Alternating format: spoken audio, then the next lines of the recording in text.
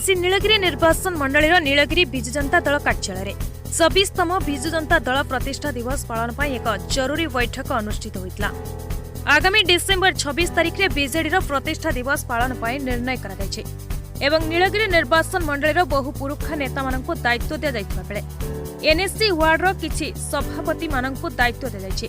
एही सभारे पूर्वतन विधायक प्रार्थी संतोष खटुआ, एनएससी सभापति रविन्द्र कुमार परिड़ा, राज्य जुग्म सभापति गतिकृष्ण नंद, निर्वाचन मंडली सभापति सव्यसाची महापात्र, नगर सभापति अभिषेक बेहरा, ब्लॉक सभापति विजय कुमार लेंका, शिशिर कुमार राउत, महेन्द्र दास, एडवोकेट दिगांबर स, एडवोकेट करुणाकर स्वाई, रश्मि रंजन राउत, चिन्मय साहू, विजय कुमार प्रधान एवं बहु बीजेडीर कर्मी और सभापति माने एही सभारे योगदान करथिले।